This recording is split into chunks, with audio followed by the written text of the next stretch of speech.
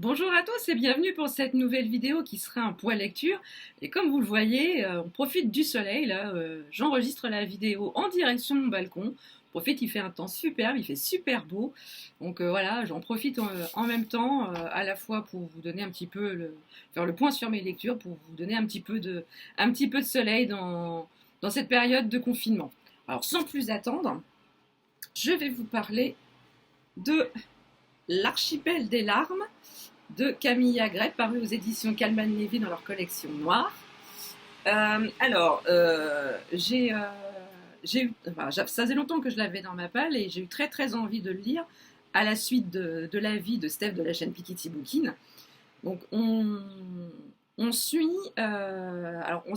l'histoire se déroule en Suède.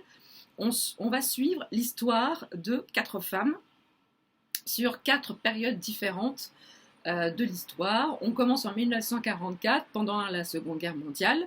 On y fait la connaissance d'Elsie, qui est auxiliaire de police. Donc c'est le tout début où les femmes commencent à exercer le métier des métiers en relation avec les commissariats. Et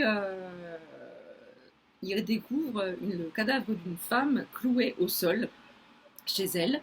Et c'est comme ça que va commencer cette histoire. Et tous ces meurtres vont être le fil rouge durant tout le roman, car on va retrouver à chaque période le même meurtrier, le même modus operandi. On retrouvera à chaque fois des cadavres de femmes cloués au sol avec un ustensile dans le fond de la gorge.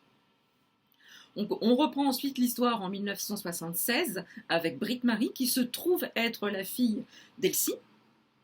Donc la fille suit le digne chemin de sa mère et elle est aussi, alors elle n'est plus auxiliaire de police mais elle est assistante, ce qui est guère mieux, hein, parce que autant dire qu'elle n'est pas hyper considérée par son patron. Et c'est pareil, elle va s'intéresser de très près à ces meurtres, d'autant plus que sa mère a été celle qui a découvert le premier cadavre en 1944. Donc on suit également Marine en 1985-6. Ou non, Marine c'est la dernière. Donc on suit une autre jeune femme en 1985-86 et c'est pareil, on voit peu à peu la place de la femme à la fois au sein de la police, au sein de la société, et on s'aperçoit qu'au fil du temps, alors même si les femmes ont remporté un certain nombre de batailles à la dernière période qui se situe en 2012, je crois, enfin, pas très loin de nous maintenant, on s'aperçoit que bon, les femmes ont remporté un certain nombre de batailles, mais que le combat est loin d'être gagné. Et aussi, l'idée était intéressante de suivre des meurtres qui ont jalonné facilement durant une quarantaine d'années. Et on suit cette enquête-là, mais le point le plus important de l'histoire, quand même, c'était l'évolution de la place de la femme, à la fois au sein de la police et au sein de la société. Et on peut que s'attacher à ces 4 femmes, au portrait de ces 4 femmes, qui se sont battues à la fois pour mériter leur place au sein de la société, mais également qui se sont battus pour la justice et pour faire toute la lumière sur tous les meurtres qui ont été commis durant toutes ces années. Donc c'est le premier roman que j'ai lu de cette autrice. Je crois que j'en ai un ou deux autres dans ma palle, mais ce sera sûrement pas le dernier parce que j'aime beaucoup sa plume, c'est extrêmement addictif. Et les pages ont vraiment tourné toutes seules et franchement je vous le recommande vivement. Ensuite, alors je vous fais pas des clins d'œil, hein, c'est juste que j'ai le soleil dans la figure et comme je veux pas mettre mes lunettes parce que sinon je vais pas vous voir.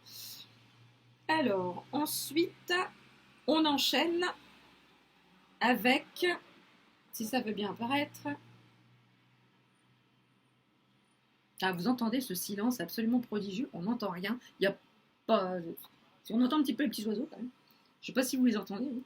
Donc ensuite, on enchaîne avec Lady Elliot Island de Christophe Guillemot, paru aux éditions Rajo. Alors, c'est un très court roman jeunesse. Je l'ai commencé le samedi, on va dire le samedi soir, et je l'ai fini le dimanche midi, tellement je n'ai pas pu m'arrêter à partir du moment où j'ai commencé ce roman. On y suit Clara, qui est une jeune influenceuse sur les réseaux sociaux, notamment sur Instagram. Elle est influenceuse de mode, elle s'est imposée en très peu de temps, elle a écrasé un peu ses concurrentes. Elle est vraiment très reconnue, très suivie.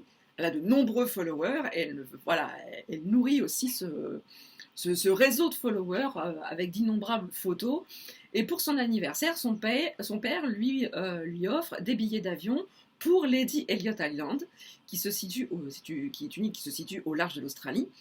Et donc elle organise un concours sur ses réseaux afin d'inviter 2 personnes, étant donné qu'elle a déjà invité 4 de ses amis. Donc elle invite 2 personnes qu'elle ne connaîtra pas du tout. Donc elle organise un concours et elle rencontre les 2 gagnants et les voilà tous les 6 qui partent pour Lady Elliot Island. Donc voilà, il s'imaginait un séjour complètement paradisiaque en envoyant des photos, en se mettant en scène. Voilà, pour nourrir cette communauté, surtout ne pas perdre ses followers pendant qu'elle était partie. Hein, surtout, oh là là, mon Dieu, ça aurait été un drame. Mais ce qu'il y a, c'est que dès qu'ils posent les pieds sur cette île, ils s'aperçoivent qu'il n'y a aucun réseau Wi-Fi. Oh mon Dieu, comment va-t-on survivre? Donc voilà, donc du coup, absolument pas de réseau. Donc du coup, ils vont tous réapprendre à vivre ensemble, à partager des choses.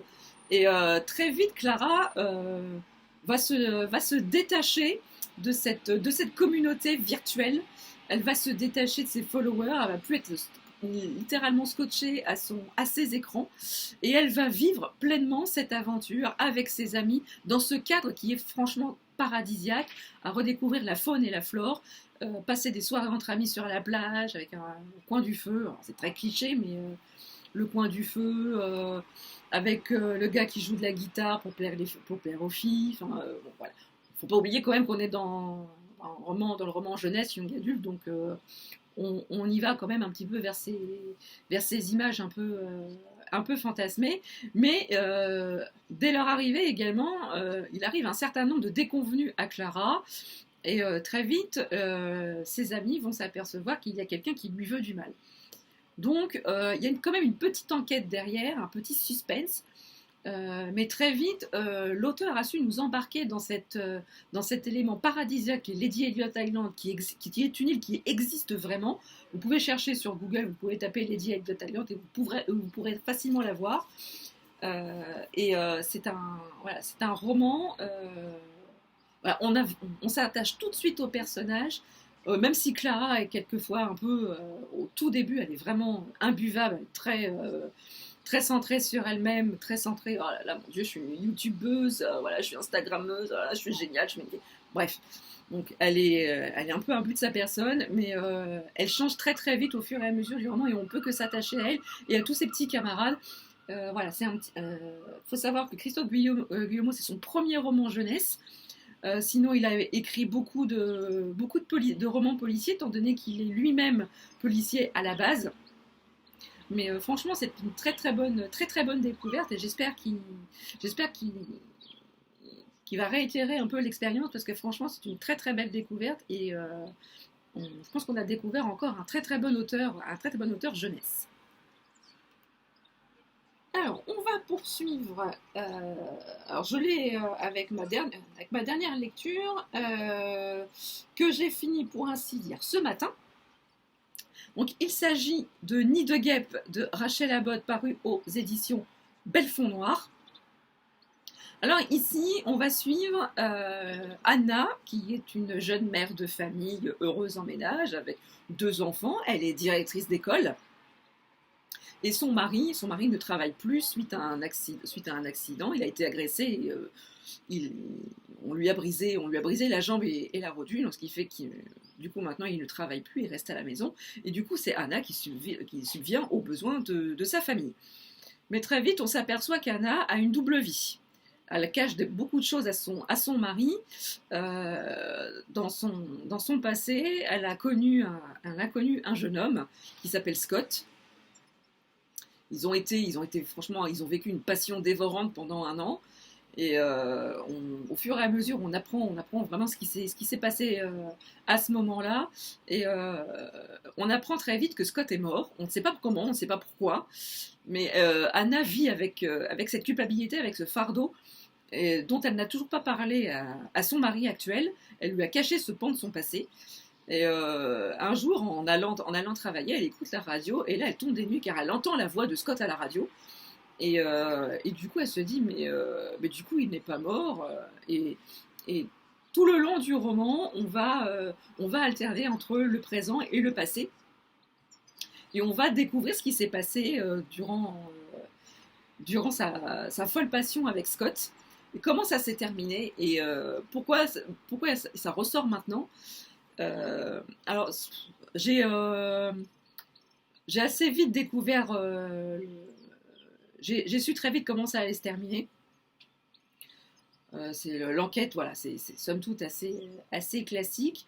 En revanche, le style d'écriture a fait que c'était très addictif. Le fait d'alterner le présent et le passé, l'autrice a fait en sorte a fait en sorte de tenir le lecteur en haleine afin d'arriver à la fin de l'histoire. Alors même si la fin même si j'avais trouvé qui était derrière tout ça, il y a quand même eu un petit twist à la fin du roman là par contre je n'ai pas vu venir et j'ai trouvé du coup ce petit twist très intéressant.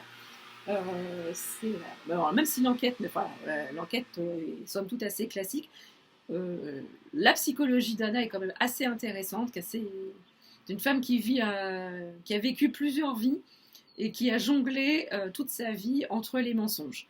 Et là, elle s'aperçoit qu'on ne peut pas vivre on ne peut pas vivre ad vitam aeternam dans le mensonge, et que tôt ou tard, ça finit par exploser à la figure. Et malheureusement, elle va en faire les frais. Donc voilà, c'était une lecture sympa. Mais bon, je pense que ça restera pas mon préféré de l'autrice. Néanmoins, voilà, c'était une lecture assez sympa, assez plaisante et somme toute assez divertissante. Et sinon, je vais enfin vous parler de cette fin de série, L'île des disparus, Les lueurs de l'archipel de Viveka et Camilla Sten, qui est le troisième et dernier volume de la saga des Villes des disparus. On retrouve Tuva, cette jeune fille qui est la dernière survivante du peuple de la mer et qui va devoir mettre tout en œuvre pour sauver son... Alors, je ne sais pas si ça fait... Oui, ça fait pas de reflet. Qui va devoir sauver les humains d'un terrible danger. Voilà, ce qu'on pressentait à la fin du deuxième volume va arriver. Il va falloir qu'elle mette tout en œuvre pour sauver ses amis, ses parents, et voire même toute la population de l'archipel. Donc, alors le schéma narratif là, de ce roman a suivi un petit peu le... Alors donc, je ne vous ai pas dit que c'était paru chez Michel Lafon.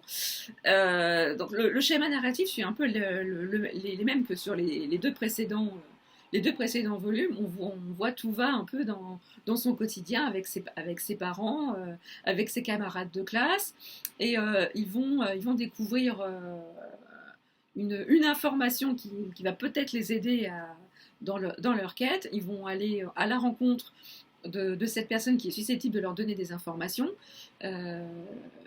Et après, ils vont mettre leur plan en marche, ils vont se mettre en ordre de bataille et on va arriver au combat final.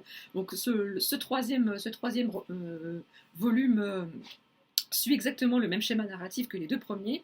Et malheureusement, même si j'ai adoré cette série, j'ai deviné comment ça allait se terminer. Arrivé à la moitié du livre, je savais comment que ça allait se terminer, et du coup, ça m'a un peu enlevé la surprise de la fin du roman. Et j'ai trouvé que c'était un rendez-vous manqué avec cette série que j'ai adoré de bout en bout. J'ai adoré les personnages, j'ai adoré le contexte, j'ai adoré le cri d'alarme des deux autrices pour sauver la mer Baltique et faire, enfin, même sauver notre planète tout entière. Mais bon, voilà, je trouve que la fin a été un petit peu gâchée. Et au vu des dernières lignes du roman, pardon, j'espère très sincèrement que. Il y a eu un petit OK. J'espère très sincèrement que l'histoire ne s'arrêtera pas là, qu'on retrouvera quand même les personnages de ce roman, même si cette trilogie est terminée, qu'on la retrouvera dans un autre roman, parce que.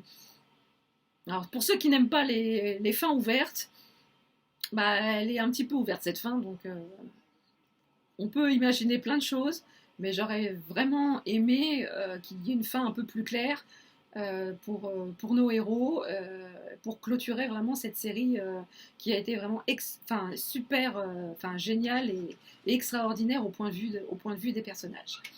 Donc voilà, cette vidéo est terminée. J'espère qu'elle vous aura plu.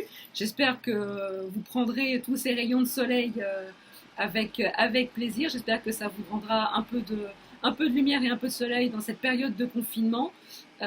Si vous avez aimé cette vidéo, n'hésitez pas à mettre des petits pouces en l'air. Si vous n'êtes pas abonné à la chaîne, n'hésitez pas à le faire, ça fait plaisir. Et d'ici là, je vous souhaite de très belles lectures. Prenez soin de vous, restez chez vous et à très vite pour une nouvelle vidéo. À ciao. Mouah.